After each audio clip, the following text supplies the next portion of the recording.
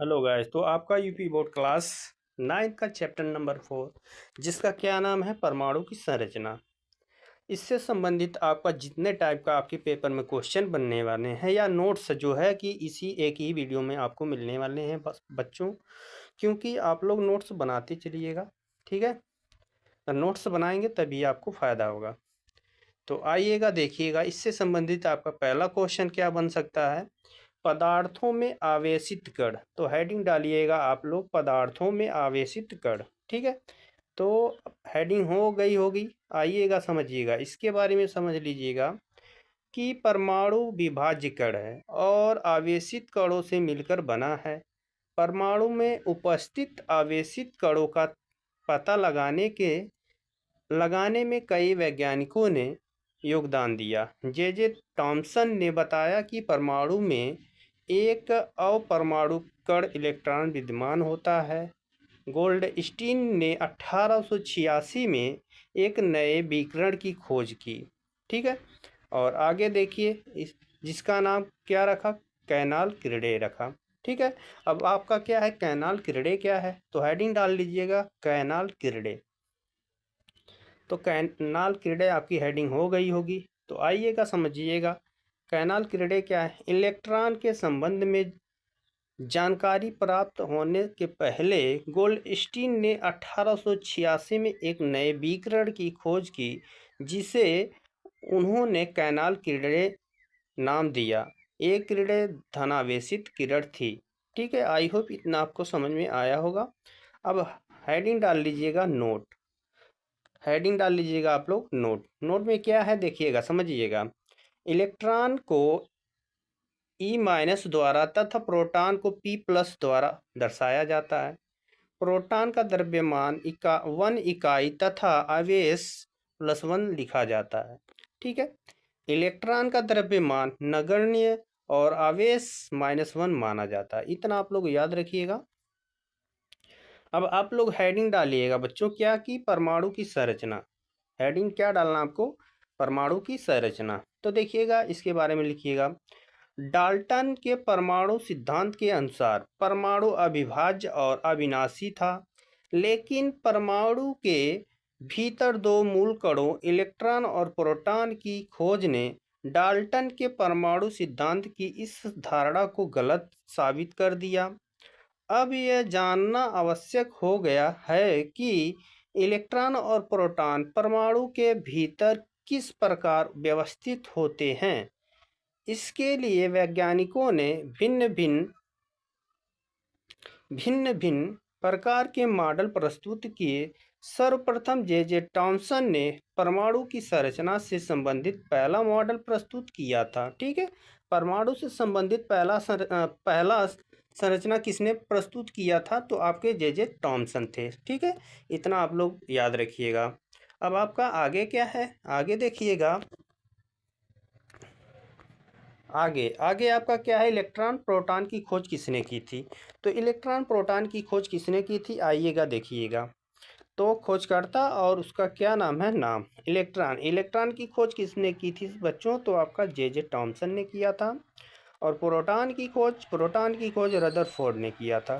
ठीक है, और न्यूट्रॉन की खोज जेम्स चैडविक ने किया था। ठीक है, आई होप इतना आपको समझ में आया होगा। आप अब आप लोग हेडिंग क्या डालिएगा, अब आप लोग हेडिंग डालिएगा टॉमसन का परमाणु मॉडल। टॉमसन का परमाणु मॉडल क्या है, आइएगा समझिएगा। टॉमसन ने परमाणुओं की संरचना से संबंधित एक मॉडल प्रस्तुत किया जो क्रिसमस के केक की भांति था। इनके अनुसार परमाणु एक धनावेशित गोला हो था जिसमें इलेक्ट्रॉन क्रिसमस केक में लगे सूखे मेवों की भांति थे। टॉमसन ने प्रस्तुत किया कि टॉमसन ने क्या प्रस्तुत किया, देखिएगा समझिएगा।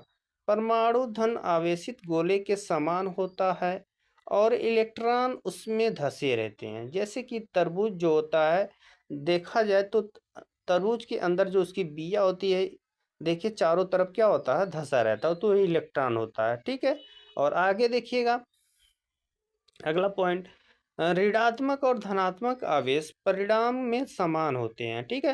यानी इनकी मात्रा यानी इलेक्ट्रॉन और प्रोटॉनों की संख्या जो होती है समान होती है। इसलिए परमाणु विद्युतीय रूप से उदासीन होता है। उदासीन क्यों होता है? क्योंकि इलेक्ट्रॉनों और प्रोटॉनों की संख्या जब समान होती है तो इसलिए परमाणु जो होता है विद्युत रूप से क्या होता है? उदासीन होता है, ठीक है। आई होप इतना आपको समझ में आया होगा। बच्चों आप लोग नोट्स बनाते चलिएगा, ठीक है। क्योंकि वीडियो को रोक कर आप लोग अगर क्या करेंगे, नोट्स बनाएंगे तभी आप लोग याद कर पाएंगे, ठीक है। अब देखिएगा, आप लोग समझिएगा। अब आपका क्या है कि रदरफोर्ड का परमाणु मॉडल। तो रदरफोर्ड का परमाणु मॉडल क्या है, तो आइएगा समझिएगा। रदरफोर्ड ने एक प्रयोग किया जिसमें उन्होंने तीव्र गति से चल रहे अल्फा कणों को सोने की पन्नी पर टकराया। सोने की पन्नी तथा अल्फा कणों को इस प्रयोग में लेने के निम्नलिखित कारण थे। पहला कारण क्या था, आइएगा समझिएगा। पहला कारण है कि सोने की बहुत पतली परत खींची जा सकती है। सोने की यह पन्नी 1000 परमाणुओं के बराबर होती थी। इसलिए उन्होंने कौन सा परमाणु, किसका परमाणु, किस तत्व को लिया था? यानी सोने की पतली चादर को लिया था, ठीक है। दूसरा पॉइंट देखिएगा। दूसरा पॉइंट क्या है, आइएगा समझिएगा। अल्फा कण द्विआवेशित हीलियम कण होते हैं।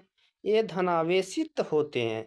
इनका द्रव्यमान 4 इकाई होने के कारण तीव्र गति से चलने वाले कणों में पर्याप्त ऊर्जा होती है, ठीक है। और अगला पॉइंट देखिएगा। अगला पॉइंट आपका क्या है कि रदरफोर्ड का अनुमान था कि अल्फा कण सोने के परमाणुओं में विद्यमान अपरमाणु कणों के द्वारा विक्षेपित होंगे। अल्फा कण प्रोटॉन से बहुत अधिक भारी थे, इसलिए इन्होंने इनके अधिक विक्षेपण की आशा नहीं की थी। आई होप इतना आपको समझ में आया होगा। और आगे देखिएगा, आगे देखिएगा। अब आपका क्या है कि देखिएगा, हेडिंग डालिएगा कि अल्फा कण प्रकीर्णन प्रयोग के परिणाम निम्नलिखित थे। अल्फा कण पर प्रकीर्णन प्रयोग के परिणाम क्या थे, निम्नलिखित थे। पहला क्या था कि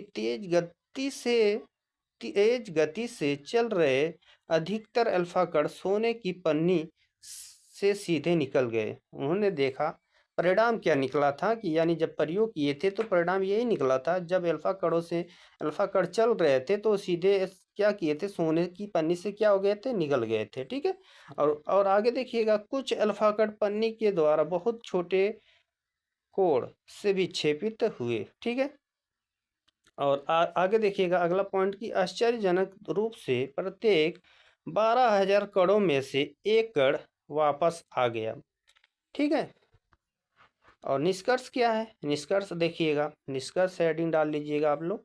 देखिएगा, परमाणु के भीतर का अधिकतर भाग खाली है क्योंकि अधिकतर अल्फा कण बिना विक्षेपित हुए सोने की पन्नी से बाहर निकल जाते हैं, ठीक है। और अगला पॉइंट यानी दूसरा पॉइंट क्या है कि बहुत कम कण अपने मार्ग से विक्षेपित होते हैं, जिससे यह ज्ञात होता है कि परमाणु में धनावेशित भाग बहुत कम है, ठीक है।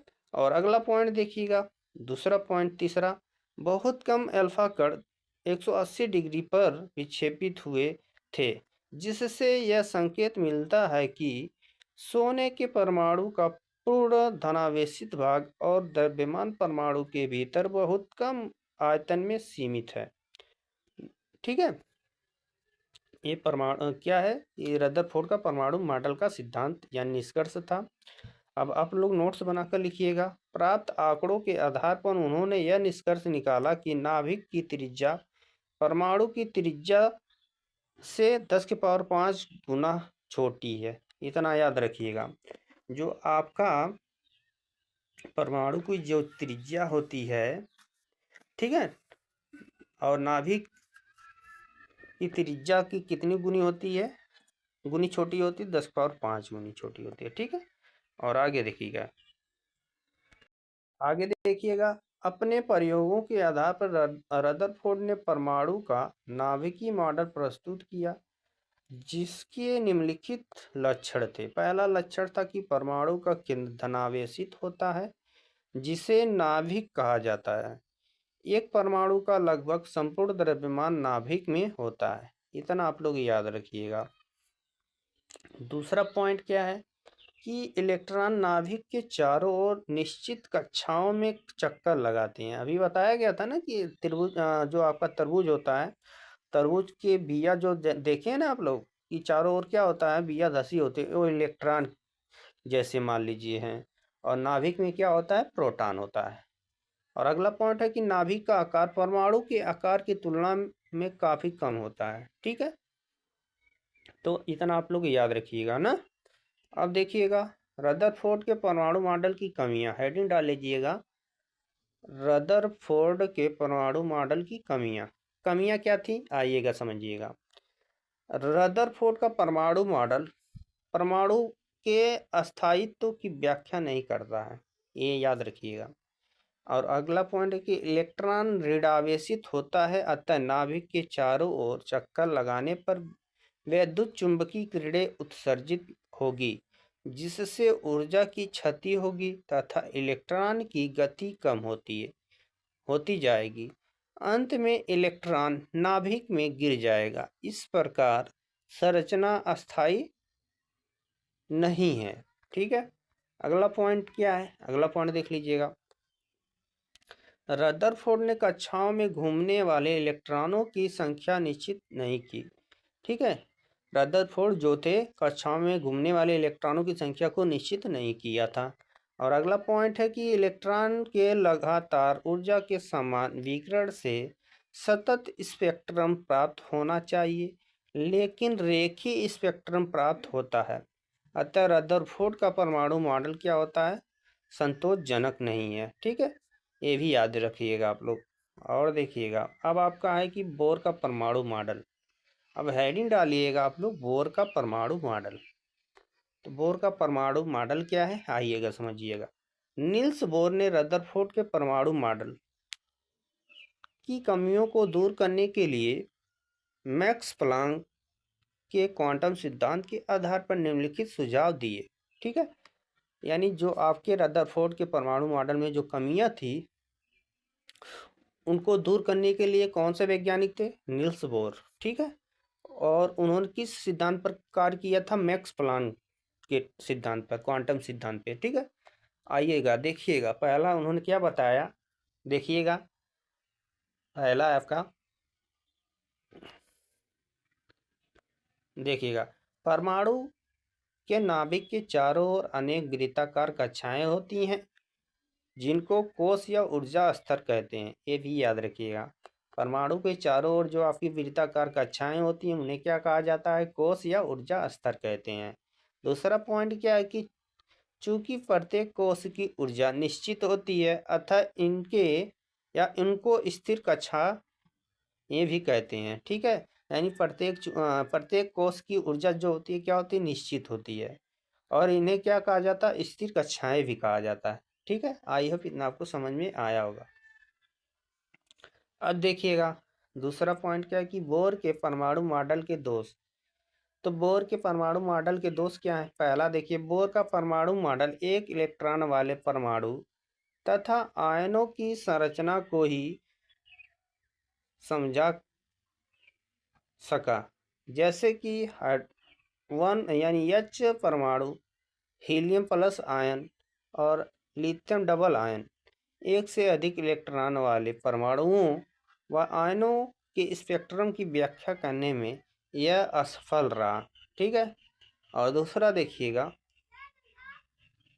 बोर का सिद्धांत हाइड्रोजन स्पेक्ट्रम की सूक्ष्म रेखाओं की व्याख्या करने में असफल रहा।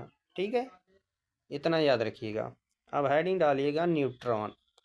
अब आपको हेडिंग क्या डालना है, न्यूट्रॉन। न्यूट्रॉन के बारे में समझिएगा। न्यूट्रॉन की खोज जेम्स चैडविक ने की।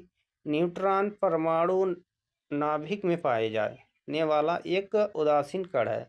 न्यूट्रॉन जो है परमाणु के नाभिक में पाए जाने वाला एक उदासीन कण होता है। ठीक है, सामान्यतः हाइड्रोजन परमाणु जिसमें कोई न्यूट्रॉन नहीं होता है। और ये भी याद रखिएगा, एक जो आपका तत्व जैसे हाइड्रोजन, हाइड्रोजन में कोई न्यूट्रॉन नहीं होता, उसके परमाणु में कोई न्यूट्रॉन नहीं होता है। के अतिरिक्त सभी तत्वों के परमाणुओं में न्यूट्रॉन उपस्थित होता है, ठीक है। इसे n से प्रदर्शित किया जाता है। यानी न्यूट्रॉन जो है हाइड्रोजन को छोड़कर और जो सभी तत्व उसके परमाणु के नाभिक में क्या होता है, न्यूट्रॉन पाया जाता है। हाइड्रोजन में न्यूट्रॉन नहीं होता है। इतना आप लोग याद रखिएगा, ठीक है। अब देखिएगा, याद रखिएगा कि परमाणु के 3 अवयव परमाणु कण इलेक्ट्रॉन, प्रोटॉन, न्यूट्रॉन होते हैं। तो परमाणु में कितने कण होते हैं? अपरमाणु कण यानी 3 होते हैं, इलेक्ट्रॉन, प्रोटॉन, न्यूट्रॉन। इलेक्ट्रॉन जो होता है परमाणु के चारों ओर, नाभिक के चारों ओर क्या करते हैं, घूमते रहते हैं। प्रोटॉन और न्यूट्रॉन जो होते हैं नाभिक में पाए जाते हैं। जैसे मान लीजिए नाभिक है, नाभिक में N प्लस P पाया जाता है और इसके चारों ओर आपका क्या होता है, न्यूट्रॉन होता है। ये आपके क्या होते हैं, न्यूट्रॉन क्या करता है, चक्कर करता रहता है, ठीक है। अब देखिएगा, अब आपका अगला पॉइंट हेडिंग क्या डालना है आपको, विभिन्न कक्षाओं में इलेक्ट्रॉन कैसे वितरित होते हैं। तो कैसे होते हैं आइएगा समझिएगा। तो हेडिंग आप लोग डाल लीजिएगा। देखिएगा, परमाणु में इलेक्ट्रॉन नाभिक के चारों ओर विभिन्न कक्षाओं में घूमते रहते हैं। किसी परमाणु के सभी इलेक्ट्रॉनों को उसके विभिन्न कोषों में प्रदर्शित करना तत्व का सरल इलेक्ट्रॉनिक विन्यास कहलाता है, ठीक है। यानी जो इलेक्ट्रॉन होता है, ठीक है, इलेक्ट्रॉन को क्या करते हैं, परमाणु के नाभिक के चारों ओर क्या करना, कोषों में वितरित करना ही क्या कहलाता है, इलेक्ट्रॉनिक विन्यास। देखिए, पहले कक्षा में 2 इलेक्ट्रॉन होते हैं और दूसरी में 8 इलेक्ट्रॉन, फिर उसके बाद 18, 32 ऐसे आपका होता है ना। तो आप लोग याद रखिएगा, पहली कक्षा में 2 इलेक्ट्रॉन, दूसरे में 8, तीसरे में 18, चौथी में 32 इलेक्ट्रॉन। तो इसी को क्या कहा जाता है, यानी इलेक्ट्रॉनों का कक्षाओं में वितरित करना ही क्या कहलाता है, इलेक्ट्रॉनिक विन्यास कहलाता है, ठीक है। आप इतना याद रखिएगा। और आप लोग ये भी अब हेडिंग डालिएगा, क्या, बोरबरी का नियम। बोरबरी का नियम क्या है आइएगा समझिएगा। इस नियम के अनुसार, यानी बोरबरी के नियम के अनुसार, किसी ऊर्जा स्तर या कोष में इलेक्ट्रॉनों की अधिकतम संख्या 2n² होती है, ठीक है। यानी बोरबरी के नियम के अनुसार जो है, किसी ऊर्जा स्तर या कोष में इलेक्ट्रॉनों की अधिकतम संख्या कितनी होगी, 2n² होगी, ठीक है। जहाँ n क्या है, n जो आपका कोषों की संख्या है, n क्या है आपकी कोषों की संख्या है। इतना याद रखिएगा। देखिएगा, कोष इस साइड में डाल लीजिएगा, कोष इस साइड में लिखिएगा, एक साइड ब्रैकेट में लिखिएगा मुख्य क्वांटम संख्या और दूसरे साइड लिख लीजिएगा इलेक्ट्रॉनों की अधिकतम संख्या, ठीक। एक कोष क्या है, K, L, M, N, ये आपके क्या है कोष। और मुख्य क्वांटम संख्या यानी 1 हो गया, 2, 3, 4, ये आपका क्या, 1, 2, 3, 4, ये क्या है, क्वांटम संख्या को दर्शा रहा है। और आपका इलेक्ट्रॉनों की संख्या, यानी इलेक्ट्रॉनों की संख्या को लिखने के लिए 2n² ऐसे दर्शाया जाएगा, ठीक है। तो देखिए, अब देखिए 2 तो है, n के स्थान पे देखिए मुख्य क्वांटम संख्या अगर 1 ले रहे हैं, क्या ले रहे हैं 1, तो n के स्थान पे अगर 1 रखेंगे तो यहाँ पर देखिएगा 2 गुणे 1² तो 1 का वर्ग 1, 1 का गुणा 2 में करेंगे तो कितना हो जाएगा, 2 होगा। तो पहले कोष में कितने इलेक्ट्रॉन आपके 2 होंगे, ठीक है। और दूसरी में देखिएगा 2 × 2²2, 2 दूना 4, 4 का गुणा 2 में करेंगे तो 8 हो जाएगा, ठीक है। यानी एल वाले में कितने, यानी एल कोष में आपके 8 इलेक्ट्रॉन। और देखिएगा आगे, यानी एम वाले में 2 और कोष का मुख्य क्वांटम संख्या यानी 3 ले रहे हैं, 3²2, 3 3 9, 9 दूनी 18 हो जाएगा। कितना हो जाएगा, 18। तो एम वाले में कितने अधिकतम इलेक्ट्रॉन होंगे आपका, 18 होगा। इसी प्रकार आपका एन वाले में देखिएगा, एन के स्थान पे 4 रखेंगे तो n²2, 4²2, 4 का वर्ग आपका 16 हो जाएगा। 16 का गुणा अगर 2 में करेंगे तो 16 दूनी 32 हो जाएगा। तो यानी आपका एन वाले में कितने इलेक्ट्रॉनों की संख्या होगी, 32 होगी। आई होप इतना आपको समझ में आया होगा, ठीक है। ये आपका किसका नियम है, बोरबरी का नियम है, 2n²2। इस किसका नियम है, आपका बोरबरी का नियम है, ठीक है। अब आइएगा, इसको समझ लीजिए। किसी परमाणु के बाह्य कोष में अधिकतम इलेक्ट्रॉनों की संख्या 8 होती है, ठीक है। ये याद रखिएगा आप लोग, किसी भी परमाणु के बाह्य कोष में अधिकतम इलेक्ट्रॉनों की संख्या कितनी होगी, 8 होगी, तथा उससे पहले कक्ष में अधिकतम 18 इलेक्ट्रॉन रह सकते हैं, ठीक है।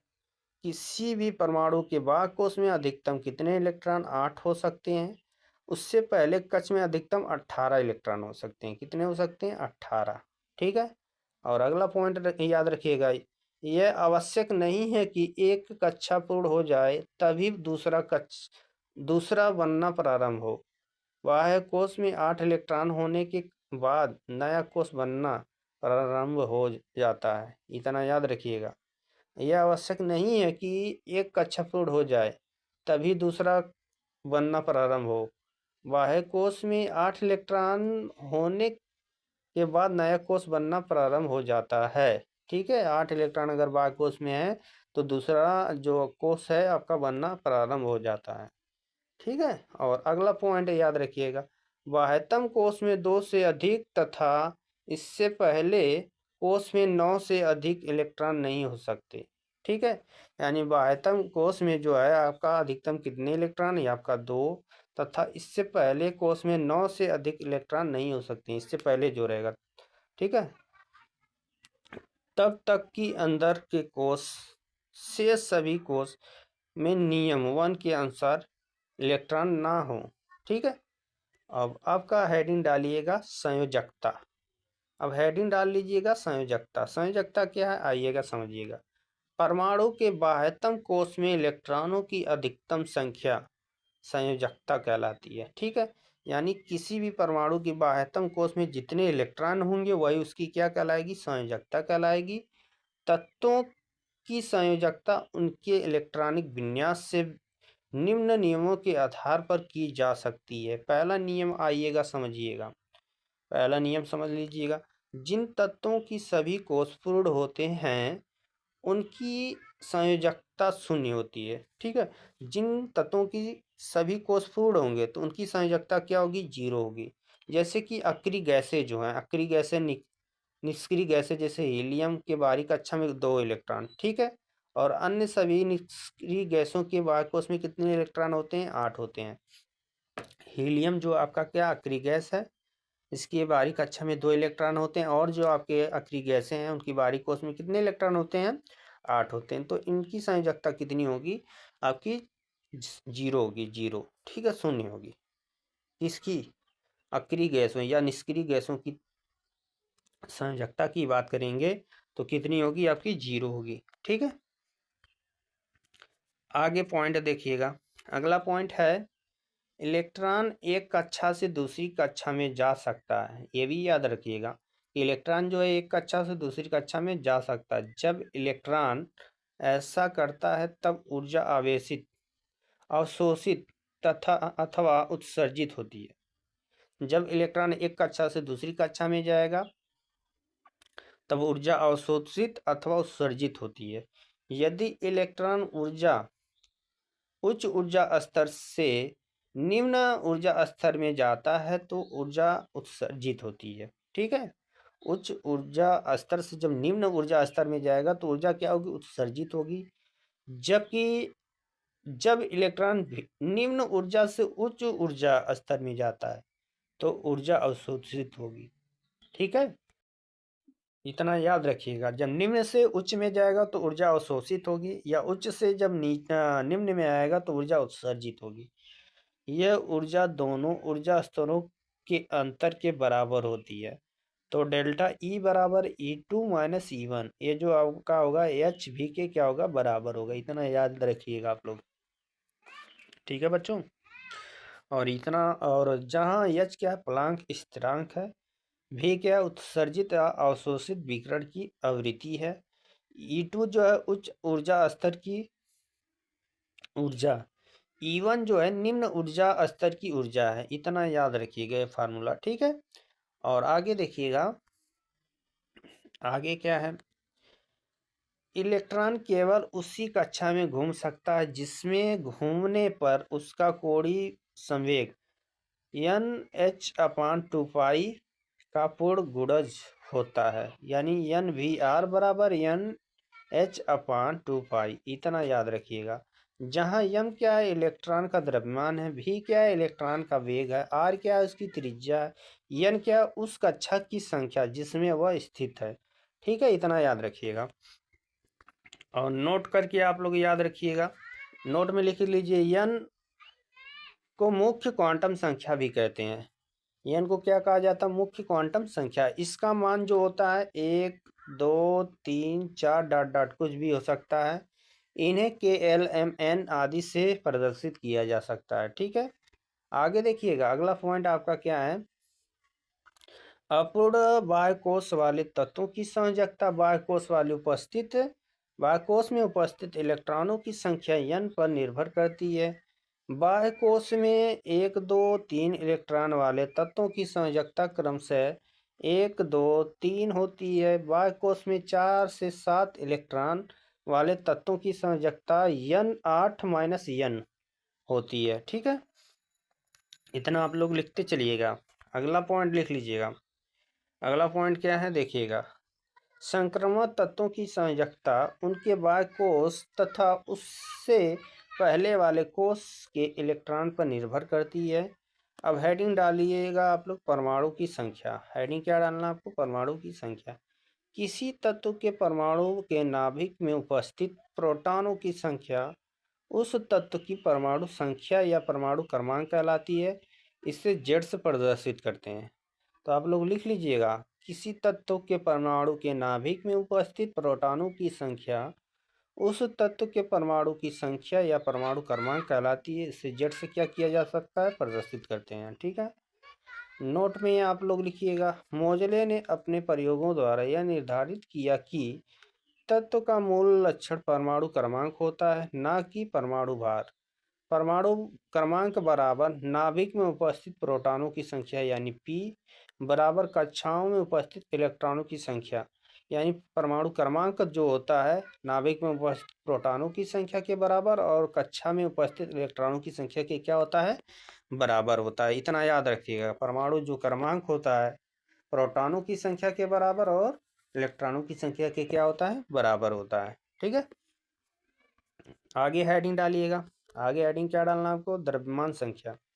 तो द्रव्यमान संख्या हेडिंग हो गई, लिखो, किसी तत्व के परमाणु नाभिक में उपस्थित प्रोटॉनों तथा न्यूट्रॉनों की कुल संख्या द्रव्यमान संख्या कहलाती है। यानी आपके जो परमाणु, किसी भी तत्व के परमाणु के नाभिक में जो प्रोटॉनों की संख्या और न्यूट्रॉनों की संख्या को योग को क्या कहा जाएगा? द्रव्यमान संख्या कहा जाएगा। ठीक है, द्रव्यमान संख्या को एस प्रदर्शित किया जाता है। ए बराबर प्रोटॉनों की संख्या यानी जेड प्लस न्यूट्रॉनों की संख्या। ठीक है, तो ए बराबर जेड प्लस एन, ये फार्मूला है। ठीक है, द्रव्यमान संख्या ए बराबर जेड प्लस एन। ठीक है, ए क्या है? द्रव्यमान संख्या है, जेड क्या? प्रोटॉनों की संख्या, एन क्या? न्यूट्रॉनों की संख्या है। ठीक है, अब आपको हेडिंग क्या डालना है? समस्थानिक। समस्थानिक क्या है? आइएगा समझिएगा, किसी तत्व के वे परमाणु जिनके परमाणु क्रमांक समान होते हैं, ठीक है, लेकिन द्रव्यमान संख्याएं भिन्न भिन्न होती हैं, समस्थानिक कहलाते हैं। इसमें क्या होता है? किसी तत्व का परमाणु क्रमांक जो होता है समान होता है समस्थानिक में, और द्रव्यमान संख्या क्या होती है? भिन्न भिन्न होती है। उसी को क्या कहते हैं? समस्थानिक कहते हैं। ठीक है, आई होप इतना आपको समझ में आया होगा। और आगे देखिएगा, नोट करके लिख लीजिएगा, सर्वप्रथम सोडी ने रेडियो एक्टिव तत्वों में समस्थानिकों की खोज की थी। सन 1919 में टॉमसन ने रेडियो एक्टिवता हीन तत्व नियान के 2 समस्थानिकों की खोज की। ठीक है, और आगे देखिएगा, उदाहरण के लिए आपका क्या है? हाइड्रोजन के 3 समस्थानिक होते हैं। हाइड्रोजन के कितने समस्थानिक होते हैं? 3। जैसे आपका प्रोटियम H1, ड्यूटीरियम 1H2, ट्राइटिनियम आपका होता है 1H3। ठीक है, इनमें प्रत्येक की परमाणु संख्या जो है समान है और द्रव्यमान संख्या क्या है? भिन्न। देखो परमाणु क्रमांक नीचे वाला, ठीक है, ये आपका क्या है? समान, एक एक है कि नहीं, लेकिन ऊपर वाला जो है द्रव्यमान संख्या, ये आपका क्या है? भिन्न भिन्न है। ठीक है, तो आपका समस्थानिक कहलाता है। अब देखिएगा, हेडिंग डालिएगा, समस्थानिकों की विशेषताएं। हेडिंग क्या डालना है? समस्थानिकों की विशेषताएं। पहला पॉइंट क्या है कि समस्थानिकों के परमाणु क्रमांक समान होते हैं, लेकिन द्रव्यमान संख्या क्या होती है? भिन्न भिन्न होती है। ठीक है, नीचे वाला जो होगा समान होगा परमाणु क्रमांक, ऊपर वाला परमाणु भार होता है वो आपका क्या होता है? अलग अलग होता है। अगला पॉइंट है कि समस्थानिक केवल न्यूट्रॉनों की संख्या में भिन्न होते हैं। ठीक है, ये भी याद रखिएगा। समस्थानिक केवल न्यूट्रॉनों की संख्या में क्या होते हैं, भिन्न होते हैं। और अगला पॉइंट है, समस्थानिकों के भौतिक गुण भिन्न तथा रासायनिक गुण क्या होते हैं, समान होते हैं। समस्थानिक जो होते हैं उनके भौतिक गुण क्या होते हैं, भिन्न होते हैं। रासायनिक गुण क्या होते हैं, समान होते हैं। ठीक है, आगे देख लीजिएगा। एक ही तत्व के समस्थानिकों में को आवर्त सारणी में एक ही स्थान पर रखा गया है। ठीक है, आप लोग ये भी याद रखिएगा, एक ही तत्व के समस्थानिकों को आवर्त सारणी में क्या किया गया है, एक ही स्थान पर रखा गया है। इतना याद रखिएगा। ठीक है ना। अब आपका आगे क्या है, समस्थानिकों के अनुप्रयोग। हेडिंग डालना है आपको कि समस्थानिकों के अनुप्रयोग क्या क्या है, आइएगा समझिएगा। यूरेनियम के एक समस्थानिक का उपयोग परमाणु भट्टी में ईंधन के रूप में होता है। ठीक है, यूरेनियम का जो उपयोग किया जाता है समस्थानिक के रूप में कहाँ पर किया जाता है, भट्टियों में, परमाणु भट्टी के ईंधन के रूप में किया जाता है। ठीक है, और अगला पॉइंट है कि कैंसर के उपचार में कोबाल्ट के समस्थानिक कोबाल्ट का कोबाल्ट 60 होता है का उपयोग किया जाता है। कैंसर के उपचार के लिए कौन सा, किस तत्व का उपयोग किया जाता है, कोबाल्ट समस्थानिक का उपयोग किया जाता है। ठीक है, और आपका घेघा रोग के इलाज में आयोडीन समस्थानिक I-131 का उपयोग किया जाता है। ठीक है, तो आई होप इतना आपको समझ में आया होगा। आप लोग नोट्स बनाते चलिएगा। अब आपका क्या है, संभारिक। तो संभारिक क्या है बच्चों, तो हेडिंग डाल लीजिएगा, संभारिक क्या है, जिन तत्वों के परमाणुओं के परमाणु भार समान तथा परमाणु क्रमांक असमान होते हैं, समभारिक कहलाते हैं। ठीक है, समभारिक मतलब ऊपर वाला जो भार होता है, ऊपर वाला समान होगा और परमाणु क्रमांक क्या होगा, भिन्न होगा, उसी को क्या कहा जाएगा, समभारिक कहा जाएगा। उदाहरण के लिए देखिएगा, 6C14 7N14 11N, देखिएगा 11N ने सोडियम 24 और 12Mg 24। तो देखिएगा कार्बन कार्बन का देखिए परमाणु क्रमांक यहाँ पर क्या है, अलग है। यहाँ पर भी नाइट्रोजन का अलग है, लेकिन परमाणु भार क्या है, सेम है। 14 यहाँ पर भी है, 14 यहाँ पर भी है। और सोडियम का देखिएगा 24, मैग्नीशियम का 24, लेकिन इसका परमाणु क्रमांक 11, इसका क्या है, 12 है। तो ये आपका क्या है, संभारिक के एग्जाम्पल है, उदाहरण है। ठीक है, आइएगा हेडिंग डाल लीजिएगा, संभारिकों की विशेषताएं। संभारिक की विशेषताएं क्या है, आइएगा समझिएगा।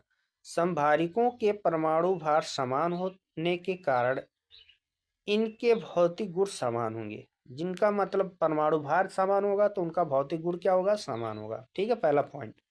दूसरा पॉइंट याद रखिएगा, संभारिकों में प्रोटॉनों की संख्या भिन्न भिन्न होने के कारण परमाणु क्रमांक भिन्न भिन्न होते हैं। ठीक है, इसमें क्या होता है, संभारिक में प्रोटॉनों की संख्या क्या होगी, भिन्न भिन्न, इसलिए क्या होता है कि परमाणु क्रमांक क्या होता है, भिन्न भिन्न होता है। ठीक है, और अगला पॉइंट है कि संभारिकों के परमाणु क्रमांक भिन्न होने के कारण रासायनिक गुण क्या होता है, भिन्न होता है, अलग होगा। उस इसमें क्या होता है कि परमाणु क्रमांक अगर भिन्न होगा तो रासायनिक गुण क्या होगा, भिन्न भिन्न होगा। ठीक है, आई होप आपको इतना समझ में आया होगा। और आगे देखिएगा, अगला पॉइंट आपका क्या है, अगला पॉइंट आपका है, संभारिकों के परमाणु क्रमांक असमान होने के कारण इन्हें आवर्त सारणी में भिन्न भिन्न स्थानों पर रखा गया है। ठीक है, आई होप इतना आपको समझ में आया होगा। तो साथियों, आपका ये चैप्टर आपका कंप्लीट हो गया है। अगर आप लोग इससे पहले वीडियो नहीं देखें तो आपका प्लेलिस्ट बनी हुई है, प्लेलिस्ट में जाकर जरूर देखें और वीडियो को लाइक और सब्सक्राइब करें, दोस्तों में शेयर भी करें।